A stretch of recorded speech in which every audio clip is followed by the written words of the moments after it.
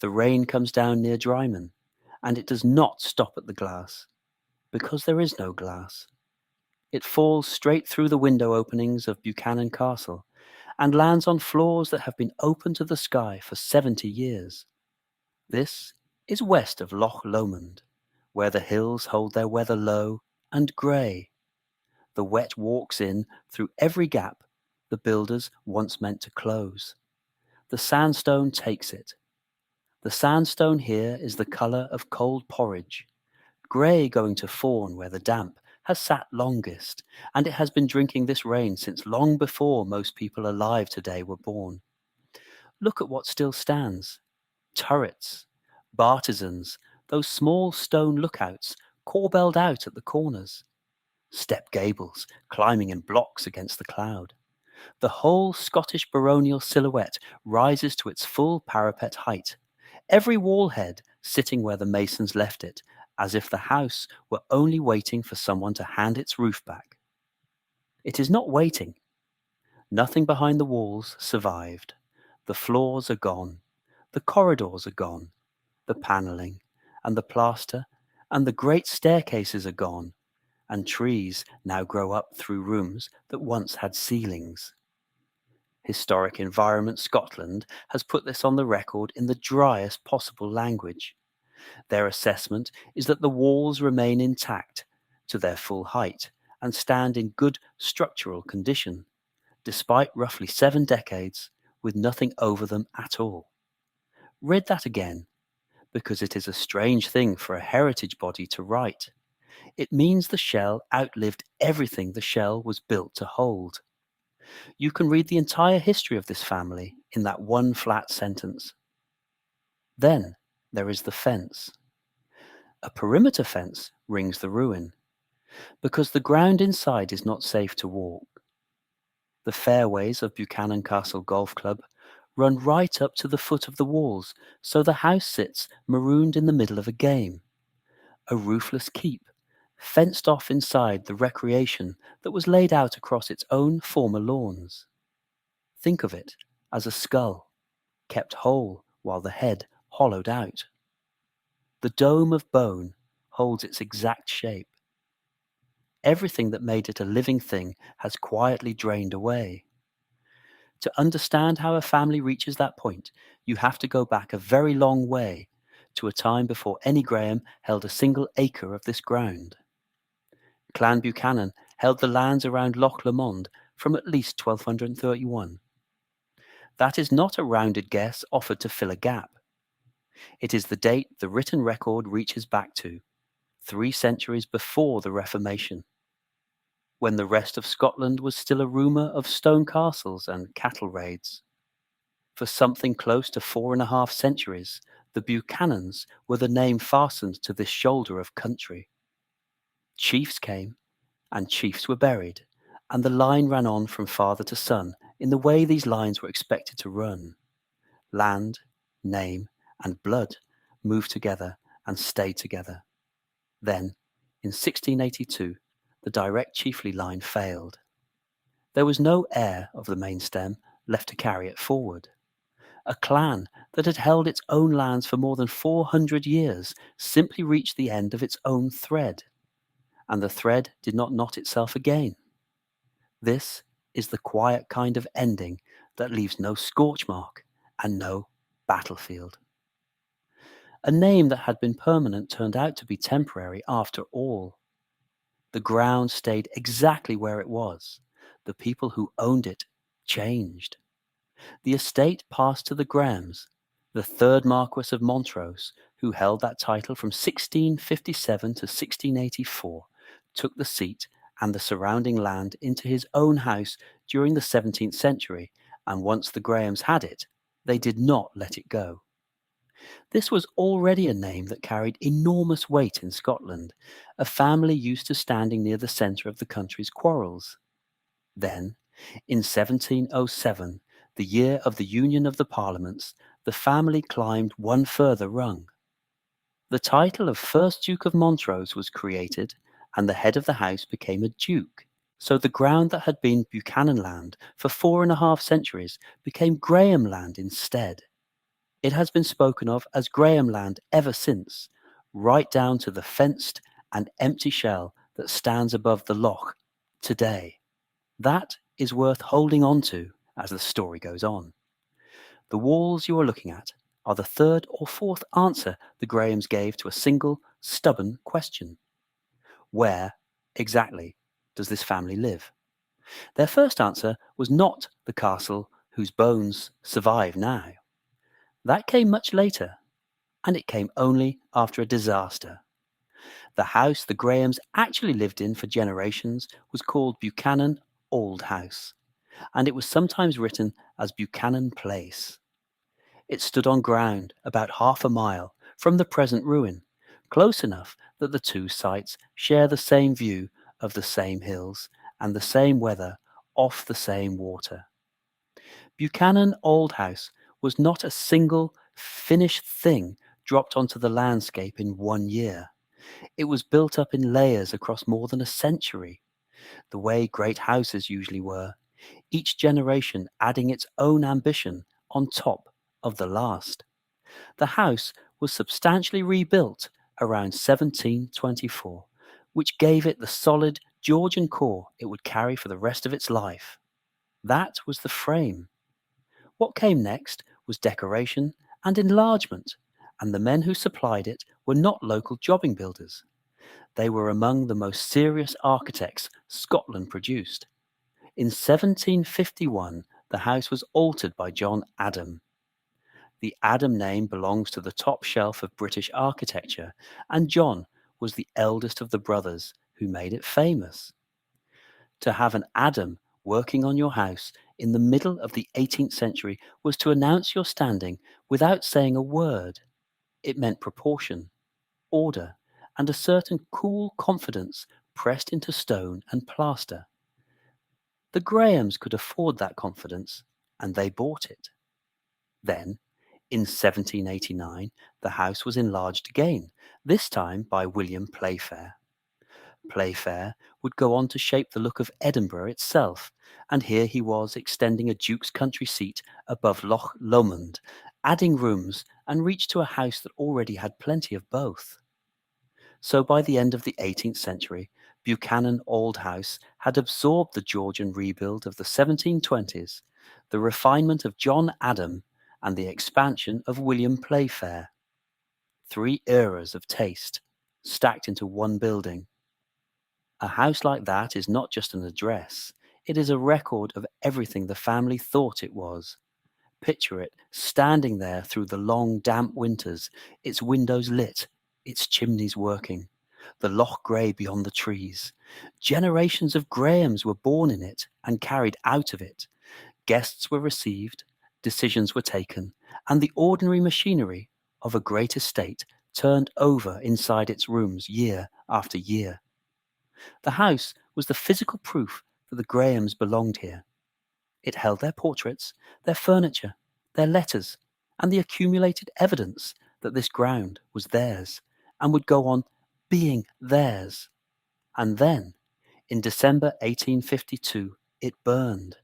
The fire destroyed Buchanan Auld House, the building that had grown across more than a century, that had passed through the hands of John Adam and William Playfair, that had housed the Grahams as marquesses and then as dukes, was gutted in the space of a single winter event.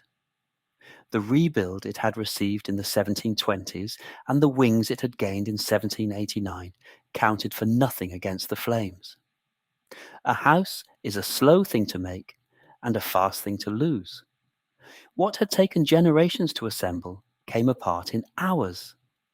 There is a tidy little story that sometimes gets attached to this fire, a tale of how it started and who was to blame. It cannot be corroborated, and it will not be repeated here, because a family losing its home to fire on the edge of a Scottish winter needs no invented villain to make the loss land. The plain fact is heavy enough on its own.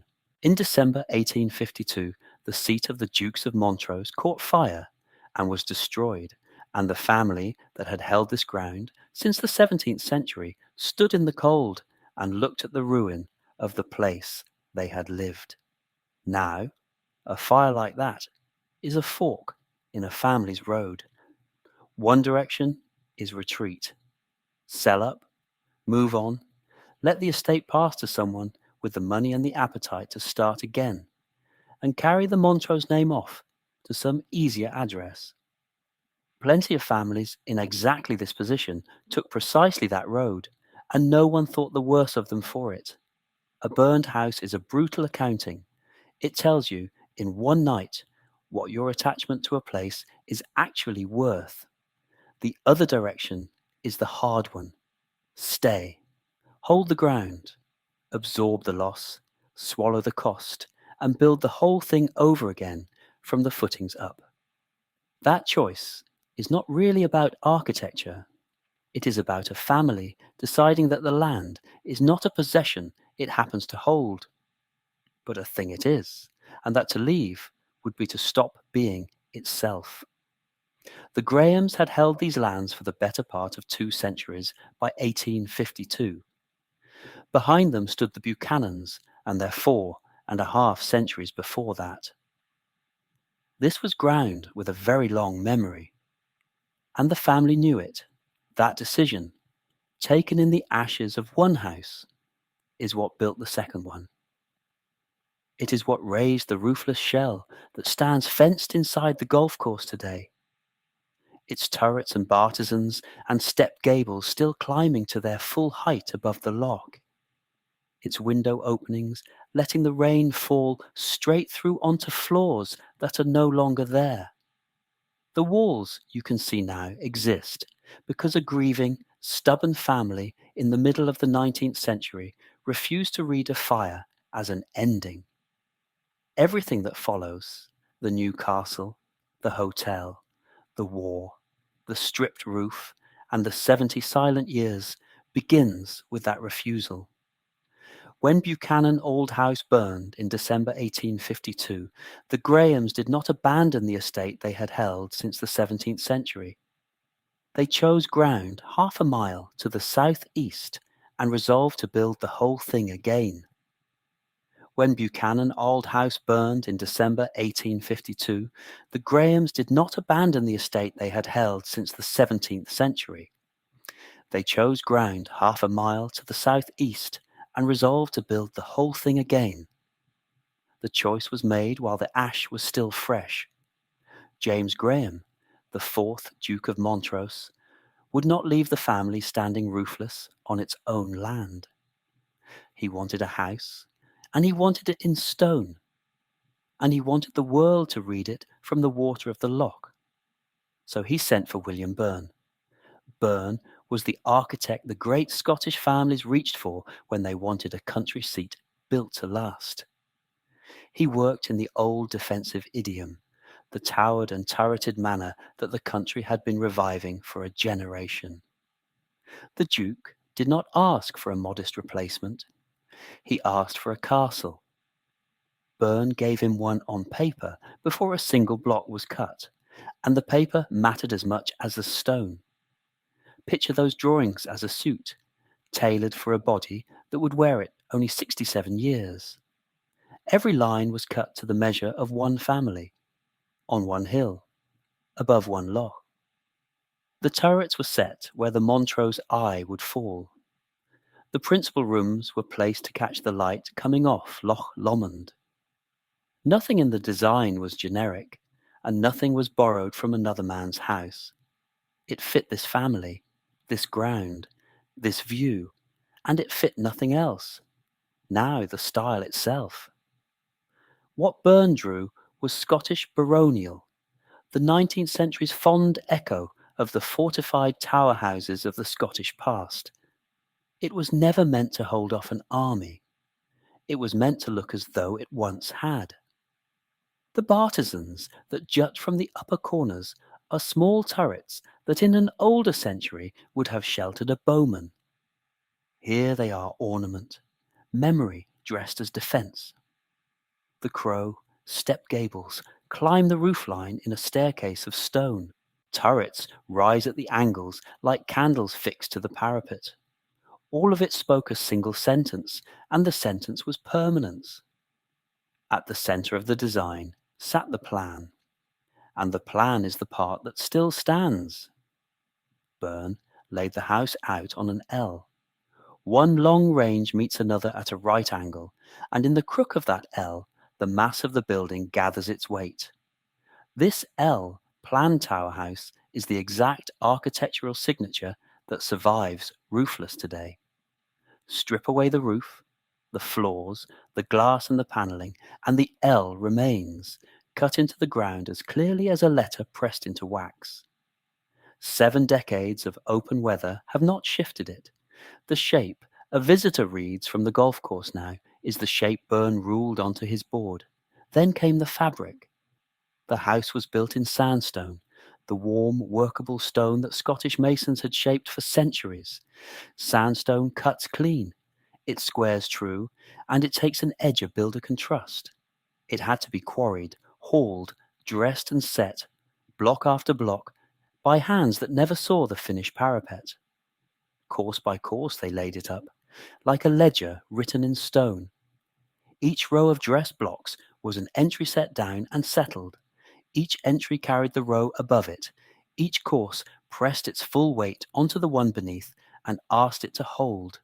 The walls that now stand to full parapet height are that ledger, still legible, still balanced, every course keeping the account that the roof above it long ago abandoned. Building it took 6 years, from 1852 to 1858. That is slow by the reckoning of a burned family in a hurry, and fast by the reckoning of a house this size. The new castle rose roughly half a mile southeast of the ruin it replaced. The old scorched footprint was left to grass. The family's future was set down on fresh footing, in fresh stone, at a careful distance from the memory of the fire. When the last scaffold came away, the loch had a new silhouette on its shore. Where did the standing come from to build on this scale? Not from nothing, and not from an afternoon's ambition. The Grahams held these lands under a title a monarch had granted them, the Dukedom of Montrose. Created in 1707, the rank was among the highest the crown could give, yet the dukedom, for all its weight, was the newest thing in the story. The ground beneath it was far older. Families had held and worked this corner above Loch Lomond since 1231, and by the 19th century the Grahams sat at the head of that long possession. They were the first family of Clan Graham, the chief's own line. A dukedom laid over more than 5 centuries of tenure is a very deep foundation to build a castle on. A great house is the visible form of that standing. When a duke builds, he is not only buying shelter, he is stating, in cut stone, exactly who he is and how far back his claim runs. Buchanan Castle was that statement made whole. The parapet announced the dukedom. The tower announced the age of the name. The whole baronial mass said to anyone rowing on the loch or riding up the drive that the Montrose family had been on this ground a very long time and meant to remain. You did not need to be told the pedigree. The building recited it for you, wall by wall. And for a good while, the recitation held true. Once the last of the masons had gone in 1858, the castle settled into the role it had been drawn for, the working seat of the Montrose family and the head house of Clan Graham. This was no museum and no ornamental folly. It was a home that ran. Through the later 19th century and into the early 20th, the house did the work that a great seat does. It housed a family and the servants who kept it. It received guests, factors, and tenants. It held the papers, the portraits, and the plate of a dukedom, all of it under Byrne's roof and inside Byrne's walls. Season after season, the household kept the place alive. Fires were laid in the baronial rooms through the long Stirlingshire winters. The corridors carried the daily traffic of a working estate. Outside, the Loch Lomond weather did what it has always done off the western hills. And the sandstone stood up to the rain exactly as sandstone is asked to. The turrets took the wind. The stepped gables shed the water down and away from the walls. Decade after decade, the arrangement held, the stone doing its work above the family doing its work inside the stone. Think about what a continuous tenancy actually asks of a building. It asks it to be warm and dry across generations. It asks it to hold a christening 1 year and a funeral the next. It asks the same walls to shelter a duke, his heir, and his heir's heir without complaint. Byrne had drawn for exactly that. The L plan gave the household its shape. One range for the public life of a dukedom, and another for the private, meeting at the corner where the tower rose. The sandstone gave it the years. For as long as the family stayed, the design proved itself correct, quietly, in the most convincing way a house can, by simply working. The Montrose dukes occupied it without a break. From the first winter after completion to the year that everything changed for them, the seat stayed the seat, and the family stayed on the ground Byrne had told the masons to build upon. There was no abandonment across those years. There was no long-shuttered absence. The castle Byrne drew for a single family was lived in by that single family, exactly as intended for the span the drawings had unknowingly measured out. For 67 years, the family lived as the working seat of Clan Graham inside William Byrne's sandstone, and not until 1925 did that unbroken tenancy finally give way. For 67 years, the family lived as the working seat of Clan Graham inside William Byrne's sandstone, and not until 1925 did that unbroken tenancy finally give way. The man at the centre of that year was Douglas Graham, the 5th Duke of Montrose. He died in December of 1925. His body left the house in the coldest month, when Loch Lomond runs grey, and the hills behind Drymen hold their first snow. And in the same December, before the grief had time to settle, his son James Graham inherited the title and became the 6th Duke. That is how the great houses changed hands. A death in winter, a title crossing to the next name in a single month, or the estate papers moving faster than the funeral. But a title is not a bill, and the bill, when it came, was the kind that took the house down with it. Death duties, that is the plain phrase for it, the tax a family owed the state when the head of the line died and the land passed on. The sources that follow Buchanan Castle say the property was sold around 1925, and they say it was probably to cover those duties. Probably. That word is doing honest work here, because no confirmed sum was ever found. No ledger names the figure, so I will not invent one for you. What can be said is simpler and heavier. The family that had held these lands in one form since 1231 stopped owning the house they had built to replace the one that burned. 67 years of William Byrne's sandstone, and it was gone from the family's hands in the space of a season. Ownership began to move, and once it starts moving, it moves the way a coin too hot to hold passes hand to hand, nobody keeping it long, nobody quite able to set it down. Watch what the house becomes after that. It is the clearest way to measure a fall. By the 1930s, reported as 1936, the castle and its grounds had been turned into a hotel. A golf course was laid across the parkland where the Grahams had once ridden. The turrets that Byrne raised for a duke now looked down on visitors who paid by the night. The dining hall that had fed one family now fed strangers who booked a room and a round of golf. The stables gave way to cars, and the drive filled with them. Guests slept in the family's rooms. Golfers walked the family's lawn. And that use, of all the uses this building would pass through, is the one that survived, because the course is still played today under the name Buchanan Castle Golf Club. Hold that first date, 1936, a hotel. Then the war came, and the house was taken again. During the Second World War, the castle was requisitioned and turned into a military hospital. The state that had taxed the family out of the door now filled the rooms with beds.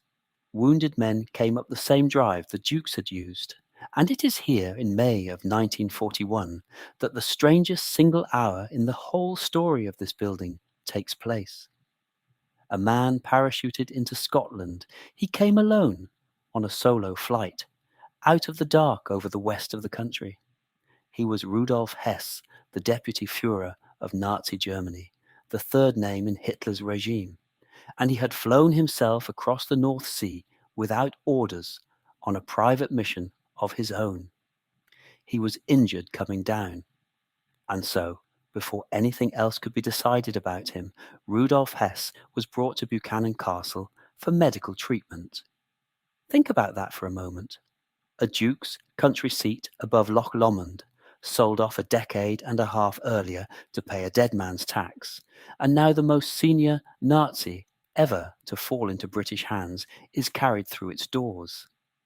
I will give you no ward, no room, no clinical detail, because the sources do not, and this house has enough real history without invented scenes. What is documented is the shape of it. He was treated here. Then he was taken on to meet the Duke of Hamilton, whom he had flown to Scotland to find, because Hess had come with a peace proposal he believed he could put to the British aristocracy. It went nowhere. Winston Churchill rejected the proposal outright. Hess spent the rest of the war and the rest of his life a prisoner. But for a few days in the spring of 1941, the road to that ending ran through a requisitioned hotel that had once been a family's home. That is the high, strange point of the tale. Everything after it is descent. After the war, the building did not go back to being anyone's home. For a brief spell, it housed the Army School of Education, a place for teaching soldiers, one more institution passing through rooms built for one family. Then, even that use ended. And a large sandstone house with no permanent occupant in the middle of the 20th century was not an asset. It was a liability with a roof. Here is the thing people forget about a house like this. You do not stop paying for it when you stop living in it. As long as a building stood habitable, the owner owed rates on it, the local property tax, measured against a place fit to be used. The bigger the house, the bigger the bill, year after year, whether anyone lived there or not.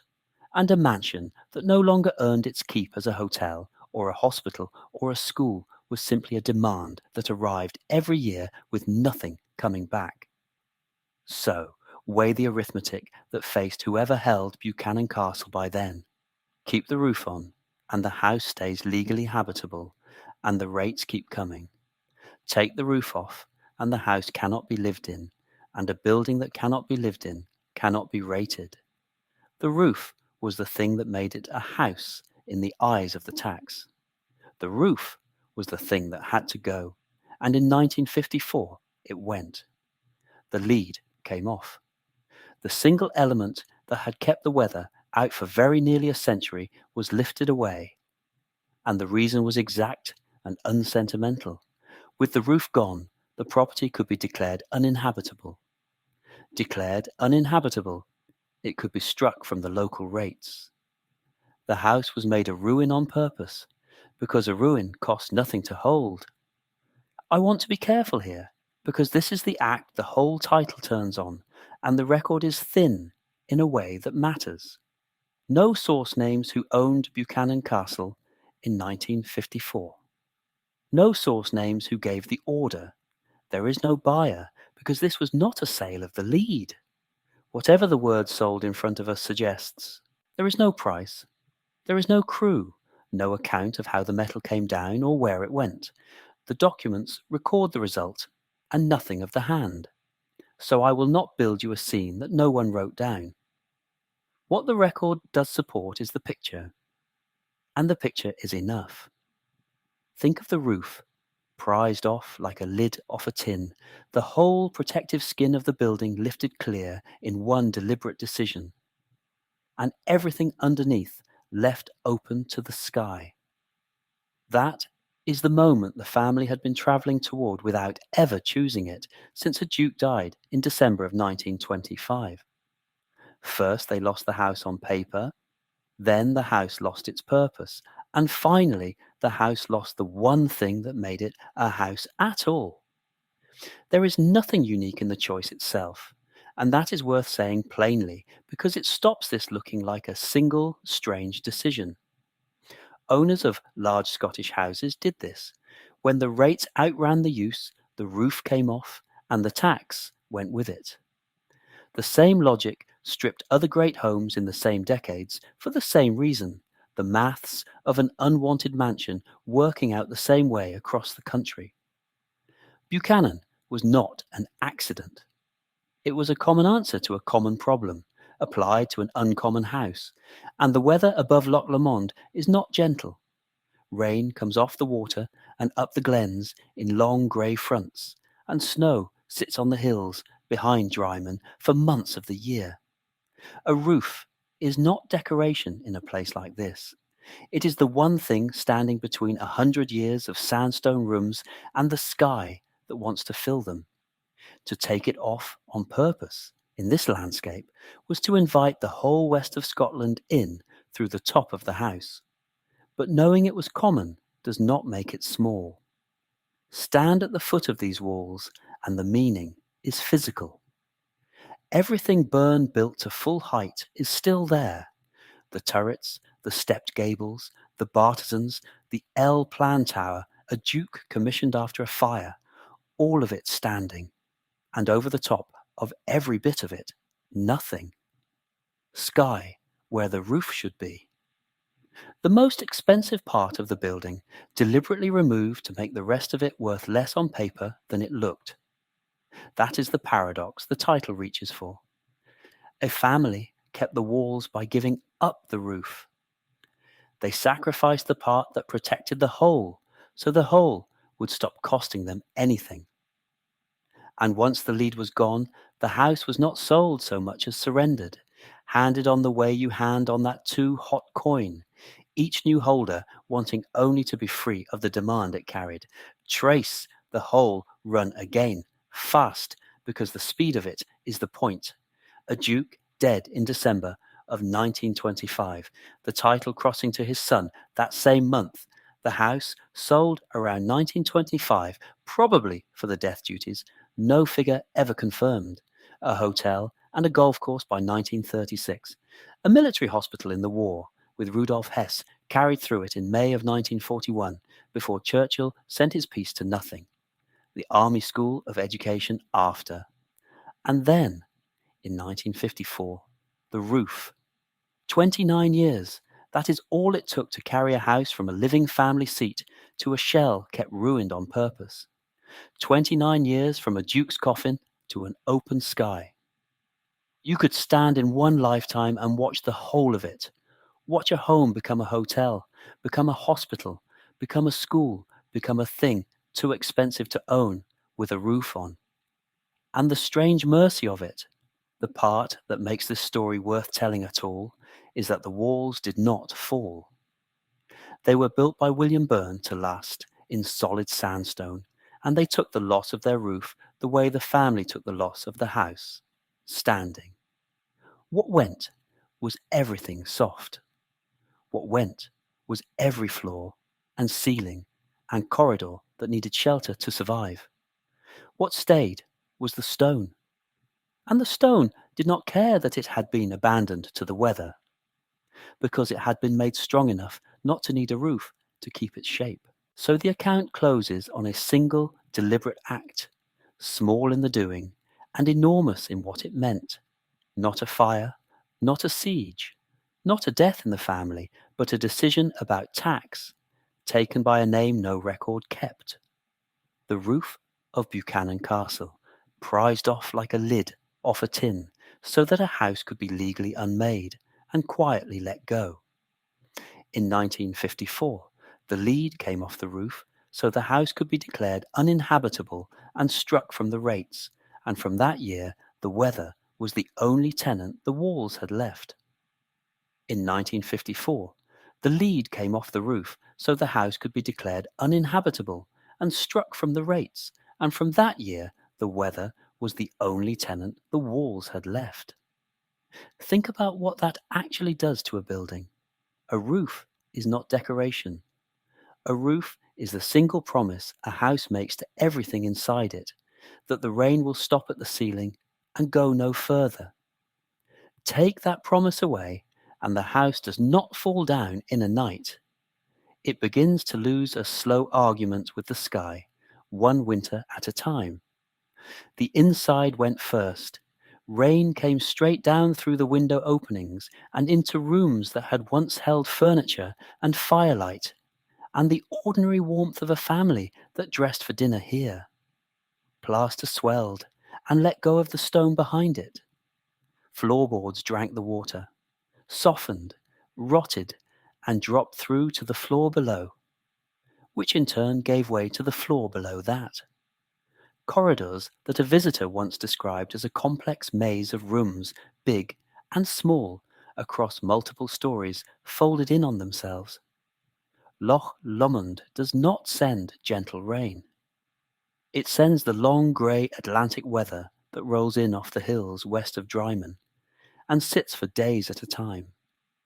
The strange part is what the weather could not touch. The walls stayed. William Byrne had raised them in sandstone between 1852 and 1858, an L-plan tower house in the full Scottish baronial manner, and he had built them to carry their own weight and a great deal more. The turrets stayed. The bartizans stayed. The stepped gables kept climbing toward a roofline that was no longer there, ending in clean stone edges against open air. 7 decades of nothing overhead, and the masonry never lost its line. The house that a family had emptied of its own ceiling refused stubbornly to fall down around the gap. Officialdom took a while to catch up with the ruin. On the 5th of September 1973, 19 years after the lead came down, Buchanan Castle was designated a Category B listed building. Read that date carefully. The state formally recognized the architectural worth of the place 2 decades after its owners had deliberately made it uninhabitable to save money. The listing did not come with a roof. It did not come with rescue. It came with a category and a designation and a line in a register, which is a very particular kind of afterlife for a building. Protected on paper, open to the sky, in fact. And it stayed on paper. The castle still sits on the Buildings at Risk Register for Scotland, the official inventory of listed structures that are decaying, threatened, or simply waiting for someone with the money and the will to intervene. That listing is not a formality. It is a standing admission by the country itself that here is a building worth keeping, and nobody has yet found a way to keep it. A shell can hold that status for a very long time. This one has. Twice, someone tried to change the ending. Redevelopment proposals were put forward and rejected in 2002 and again in 2004. 2 attempts inside 3 years to turn the roofless shell into something with a future, and both were refused. The research does not name what the schemes proposed or exactly why each was turned down, so I will not invent it. What matters is the pattern. Somebody looked at the walls and saw an opportunity. The answer, both times, was no. And with that second no, in 2004, the castle's fate settled into the strange legal limbo it still occupies. Too important to demolish, too ruined to inhabit, too contested to redevelop. A property frozen exactly halfway between a building and a memory. Here is the sentence that turns the whole title from a slogan into a fact.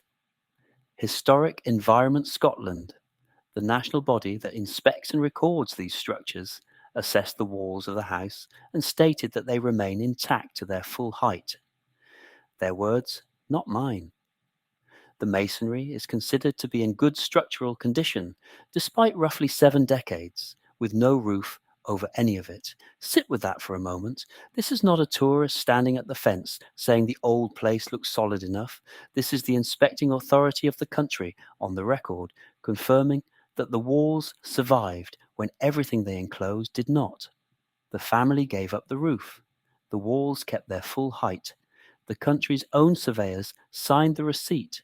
So what does a visitor actually find now if they follow the road near Drymen, west of Loch Lomond, and go looking?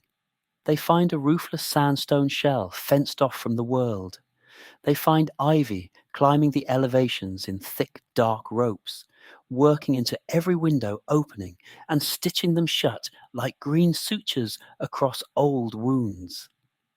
They find self-seeded trees that no gardener ever planted, grown up through the collapsed floors and standing in the rooms like tenants who never signed a lease, rooted where dining tables and beds and writing desks used to be. Branches reach out through empty windows toward a light that used to be blocked by glass. The house has been quietly colonized by the exact landscape it was built to command a view over.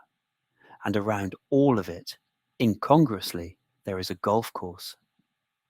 Buchanan Castle Golf Club lays its fairways right up to the foot of the walls, so the ruin now stands fenced in the middle of the very grounds it once owned. Beyond the course sits a surrounding estate of residential houses and holiday homes, ordinary lived-in places with roofs and central heating, arranged around the one grand house on the land that has neither. People play a morning round within a few yards of a shell where a duke once slept. That contrast is the honest picture of the site. Recreation and residence carrying on cheerfully in the margins, while the great house at the centre stands gutted and green and silent behind its fence. I want to be plain about that fence, because it is not there for decoration, and it is not there to spoil the view.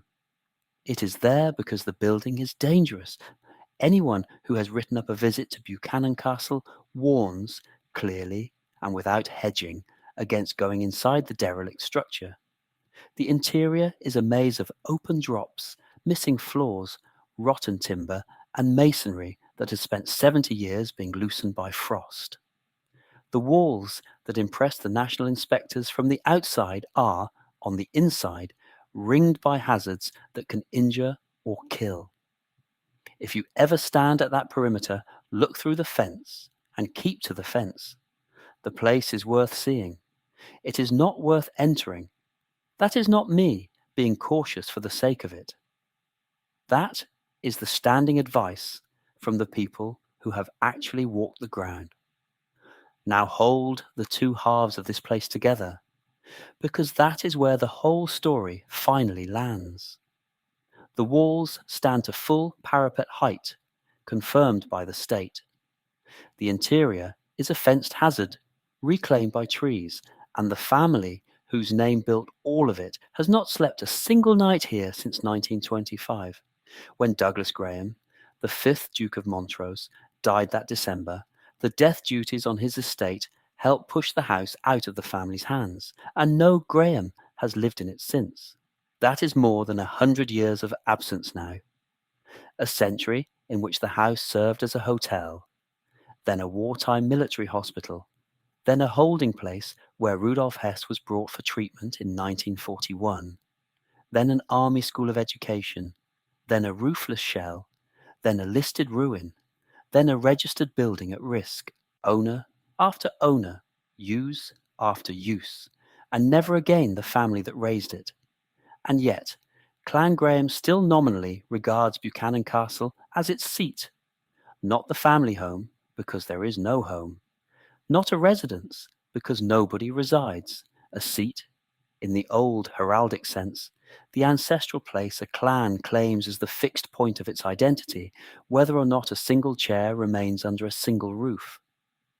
There is something almost defiant in that. The Grahams parted with the living house 100 years ago. They watched it pass through strangers and soldiers, and finally through the deliberate stripping of its own roof. But the claim did not lapse. The seat outlasted the occupation. The address survived the household by a full century. That is the quiet argument the ruin makes to anyone who stops at the fence.